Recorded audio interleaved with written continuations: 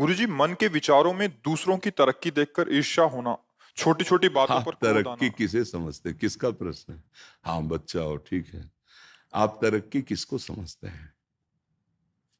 आप बोलेंगे तब तो हम समझ पाएंगे ना कि आप तरक्की का मतलब क्या लिए हुए हैं। जैसे दूसरे सुखी हो जाते हैं बच्चा, वो देख हाँ, अब हम ईर्ष्या पूछते हैं, भाव। दूसरा सुख तुम किसे मानते हो? देखो, हम तुम्हारे प्रश्न करके वहां पहुंचाना चाहते हैं जिसे वास्तविक तरक्की कहते हैं, जिसे वास्तविक सुख कहते हैं। तुम बच्चा सुख किसको मानते हो? जिसमें आनंद हो। फिर हम पूछ रहे हैं, तुम आनंद किसमें मानते हो? हम किसी मानते हैं ना, बढ़िया ब्याह हो जाए, हमारे संपत्ति हो जाए, गाड़ी हो जाए, अच्छी नौकरी हो जाए, समाज में प्रतिष्ठा हो जाए, ऐसा मानते हैं ना? यही तो मानना है ना? हाँ बच्चा, ये लौकिक सुख जो है, मायाकृत जो सुख है, वो पुण्य के प्रताप से मिलता है। अगर आपने पूर्व पुण्य किए हैं, तपस्या है आपकी, तो आपको यहाँ सब सुविधाएं मिलती चली जाएंगी, वैसी बुद्धि प्रवीण होती चली जाएगी, पढ़ाई लिखाई में वैसी अनुकूलता मिलती चली जाएगी। और यदि आपका पूर्व पुण्य नहीं है तो आप प्रयास करेंगे और बाधा आपके सामने खड़ी होती चली जाएगी। आप पढ़ लिख गए, नौकरी नहीं मिल रही, या आप बहुत पढ़ाई में उत्साह रखते हैं लेकिन अनुकूल ट्यूशन नहीं मिल रहा, अनुकूल हमारी व्यवस्था नहीं हो पा रही। लौकिक उन्नति में हमारे पुण्य होते हैं, लौकिक अवनति में देखो, जैसे अज्ञानी जन ना माने, लेकिन आप देखो, कोई भी आदमी, कोई भी व्यक्ति जो विवेक बुद्धिमान है, क्या कसर उठा रखता है क्या कि मुझे सुख मिले और कभी दुख ना मिले? कोई कसर, आप बोलो, सब चाह रहे हो ना, तो है ना कोई जो मुझे जबरदस्ती दुख देता है? वो मेरा कर्म है, वो मेरा कर्म है। बस यही अध्यात्म समझाता है कि आप आए हुए दुख सुख को धैर्यपूर्वक बुद्धिमानी से बचकर निकल जाओ। और भजन एक ऐसी वस्तु है, भगवान का नाम जप, भगवान की लीलाओं का गायन श्रवण और दूसरों में भगवत भाव करके सेवा, ये आपकी बाधा रूपी जो पाप कर्म है उनको भस्म कर देगा। अब ये बात अपने को पता नहीं, ओ ये बात उसको भी पता नहीं जिसको ये सामग्री मिली हुई, सुंदर स्त्री या सुंदर पति या गाड़ी, रुपया, पैसा, जो आप सोच रहे हैं, जिसको देखकर आप ललचा रहे हैं, वो उसके पास वस्तुएं हैं, पर वो भी अशांत है, उसके अंदर भी कामना है, वो भी तृष्णा से युक्त है, भय से युक्त है, और वो मृत्यु से भी भयभीत है। तो भैया कहां सुख हुआ? जो अशांत है तो वो कहां, वो किसी और को देख रहा है, आप देख रहे हैं तो वो किसी और को देख रहा है, वो किसी और को देख रहा है। मतलब आप ऐसे, चूंकि आप बच्चा हो, अभी सबसे मिले नहीं, हम बचपन से बाबा जी रहे तो सबसे मिलके देखा है, वैभव है और राक्षसी वृत्ति है, शराब पीना और बहुत से व्यभिचार आदि प्रवृत्तियां, उसे वो सुख मान रहे हैं। अगर मानो होता, जैसे अपने लोगों को मन समझाता है कि ये सब वैभव, तो वो क्यों रोते हमारे सामने आके? वो क्यों हमसे प्रार्थना करते? क्योंकि हम तो बाबा जी, खाने की व्यवस्था नहीं, कपड़े ठीक नहीं, तो वो तो वैभव संपन्न है, हजारों उनके नौकर हैं, सारी व्यवस्था। जब वो गाड़ी से आए थे, 5-6 गाड़ियां उनके साथ थी और उनके अंग रक्षकों सब ऐसे थे, पर वो ऐसे बात कर रहे थे कि हृदय लग रहा था शास्त्रों में जो लिखा है वो सत्य लिखा है। अनुभव में बच्चे थे तब भी शास्त्र, बस इसीलिए बुद्धि पुष्ट होती चली गई। नहीं नहीं, उस वस्तु को जानना, उस वस्तु को प्राप्त करना है, जिसको प्राप्त करने के बाद कुछ भी चाह नहीं रह जाती। तो बच्चा, भगवान का नाम आपके जो उन्नति में बाधक है उनको नष्ट कर देगा। हमारे जो रसिकाचार्य महापुरुष हैं, उन्होंने कहा है, राधा वल्लभ भजत भज भली भली सब होए, जीते विनायक शुभ अशुभ, विघ्न करे नहीं कोय, विघ्न करे नहीं कोय, डरे कलिकाल कष्ट भय, हरे सकल संताप, हरसि हरि नाम जपत जय। वो विजय को प्राप्त हो जाता है।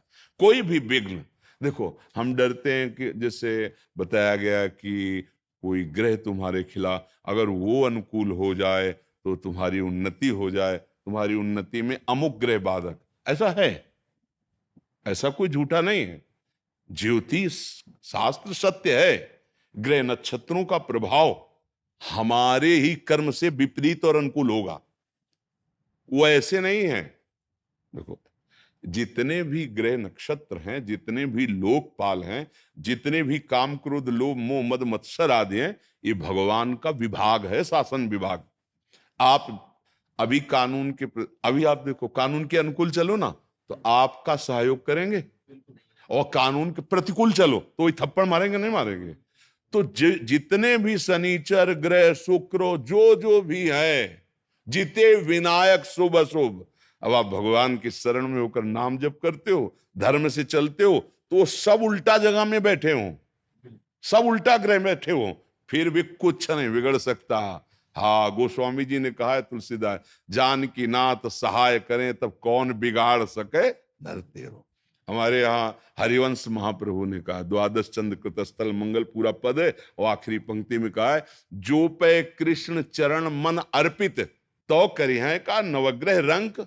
ए बेचारे क्या करेंगे, जब बड़े का आश्रय ले लिया जाता है ना, तो हर जगह से ऐसे होता है, ले जाता है। हाँ, अपने आप जीते विनायक शुभ अशुभ, विघ्न करे नहीं कोई, आपकी उन्नति आपके सतमार्ग पर। ये बात समझ कम आती है। अच्छा, आज जो पाप करते सुखी है, तो पूर्व का पुण्य हमारा संयोग कर रहा है, वो स्थायी तो है नहीं। जब खत्म होगा ना पुण्य, तो ये जो नवीन कर्म है और पीछे भी स्टॉक जो हमारा पाप का है, वो दोनों का जहां मिलान हुआ नष्ट हो जाएगा, चौपट हो जाएगा। बोले क्या? बोले गाड़ी में चल रहे थे, वो जरा सा एक्सीडेंट हुआ, आग लगी, और उसी के अंदर मैं गाड़ी सहित। अब आप विचार करो, नष्ट हो गया ना सब कमाई, सब वैभव, सब। जब जीवन ही न, पाप कर्म कभी किसी को बख्शता नहीं है, अधर्म। तो बच्चा, माता पिता की आज्ञा में रहो, जितना बने राधा राधा जपो, और मन लगा के पढ़ो।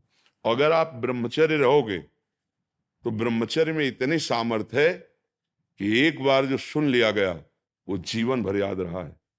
अब तो इतनी औषधियां, इतना सब शरीर पीड़ा में है, एक बार बोला बस, कभी भी जीवन में सुन लेना, स्मृति जागृत हो जाती है। हम जो बार बार पढ़ते हैं याद नहीं होता ना, उसका कारण ब्रह्मचर्य की हीनता है। देखो अभी नई अवस्था है, हम तुम्हें नियम बताते हैं। सुबह सूर्य उदय के पहले उठो, जल पियो, पानी रख लो, अनुकूल करो उसे गर्म, इतना कि आराम से। वज्रासन में बैठना जानते हो? इसके द्वारा बहुत से विद्यार्थियों को लाभ मिलेगा अगर आप इस बात को सोए। वज्रासन जानते हो? नहीं जानते? घुटनों के बल बैठना वज्रासन कहा जाता है। घुटनों के बल जैसे ना बैठते, दोनों पैर घुटनों को बल, उसमें बैठकर धीरे धीरे राधा राधा नाम जप करते हुए 10 मिनट में जल पियो, आराम आराम। फिर टहलो, शौच स्नान करो, फिर इसके बाद 30 मिनट व्यायाम करो। ये सब सूर्योदय के पहले हो जाना चाहिए। कुछ दंड बैठक, कुछ उछल कूद, आसन, प्राणायाम, व्यायाम, और सात्विक भोजन, सतोगुणी भोजन। ये जो आजकल चला है ना बाजार का पिज्जा बर्गर, ये सब बच्चा, सब ये चीजें अपने लीवर को खराब करने वाली हैं। बहुत आधुनिकता फैल रही ना, ये नहीं नहीं, ऐसा नहीं। सात्विक भोजन जहां तक हो सके सात्विक भोजन पाओ। कभी ऐसे बच्चों का संग मत करो जो धर्म विरुद्ध आचरण सिखाते हैं, आचरण विहीन, वो समझ रहे हो ना, जैसे गंदी बातें, गंदे दृश्य, जो गलत तरफ ले जाए। हाँ, ऐसे बच्चों का संग न करो। और आजकल वैसे ऐसे मित्र मिलते ही नहीं। हाँ बच्चा, तुम्हारी बात सही, तो देखो मिलते तो है ही, अगर हमारा तुम्हारा मिलन हुआ तो मित्र तो है ही है ना, शत्रु तो नहीं है ना। तो अगर खोजोगे तो जिल खोजा तिल पाइया, है नहीं? तो सही सलाह मिल रही। तो अब ये भी नहीं कह सकते कि अच्छे मित्र नहीं मिलते, पर अच्छे मित्र बड़े भाग्य से मिलते हैं, और वो बड़े भाग भगवान की कृपा से होती है, और वो कृपा आपके ऊपर है। अब स्नान किया, स्नान के बाद व्यायाम किया, फिर कुछ मिनट बैठ करके, पहले तो था कि भाई संध्या गायत्री जैसा, तो अपने धर्मानुकूल। अब वो अगर मान लो बुद्धि नहीं काम करे, तो राधा राधा राधा राधा राधा, थोड़ी देर प्रभु। माता पिता के माथा रख के प्रणाम करो, ऐसे नहीं। प्रातः काल उठ के रघुनाथा, मात पिता गुरु नाम। और भगवान को, घर में सबके कुछ ना कुछ भगवान के स्वरूप होते हैं, प्रणाम किया। और फिर विद्या को समझो कि आप बहुत बड़ी तपस्या कर रहे हैं। एकांत में बैठकर जो आपका स्वाध्याय है पूरी तन्मयता से करो। आप देखो बढ़ते हो कि नहीं बढ़ते। शरीर स्वस्थ, संयमी पुरुष, और अपने जो कर्तव्य कर्म को, जैसे आप विद्यार्थी तो आपका वो कर्तव्य, नियमित रूप से आप अपनी दिनचर्या बना लो, आप खुद देखोगे कि जीवन कैसे उन्नति हो। जीवन उन्नति का तात्पर्य सत्य मार्ग में चलना, हृदय आनंदित रहना, वही देशभक्त हो सकता है, वही समुदाय को सुख प्रदान कर सकता है, वही लोगों को तार सकता है। संयम से नहीं है, अपना ही हृदय जल रहा है तो फिर कोई पद कोई भी वो मंगलदायक नहीं होगा।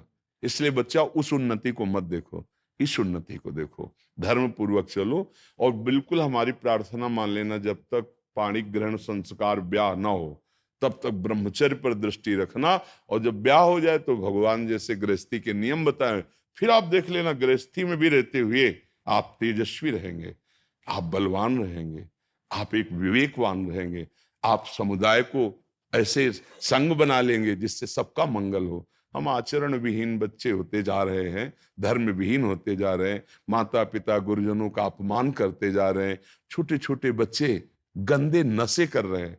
अरे अभी तुम्हारा नवीन शरीर है, वो उत्थान को हो रहा है, तुम उसको पतन को ले जा रहे हो। गंदी बातें, गंदे नशे, मतलब स्कूल जा रहे हैं विद्याध्ययन के लिए, विद्या का फल है विनम्रता, वो है ही नहीं। विद्या का फल है दुर्व्यसनों से बचना, और दुर्व्यसन बढ़ा रहे हैं। तो ऐसे बच्चों से, ऐसी आदतों से बचो, भगवान का नाम लो, उनके आश्रित रहो, फिर जो उन्नति होगी चिंता मत करो। अविनाशी के बच्चा हो, अगर उन्नति चाहे तो ऐसी उन्नति होगी कि भगवान के परम पद से बढ़कर परमेष्ठी पद भी ब्रह्मा का नहीं है, वो भक्तों को प्राप्त होता है। सबसे बड़ी उन्नति, ब्रह्मा भी नमस्कार करते भगवान के पद को, परम पद को। ध्रुव जी 5 वर्ष के बालक थे, एक शपथ लगा दी विमाता ने और कहा अगर पिता की गोद में बैठना है तो मेरे गर्भ से प्रकट हो। और वो सुनीति के गर्भ से प्रकट हुए थे, और जिसने कहा था उसका नाम सुरुचि। रुचि के विरुद्ध हुआ कि हमारे पति के गोद में कैसे बैठ सकता है उनसे पैदा। वो माता से जाके बोले माँ ऐसा ऐसा विमाता ने किया।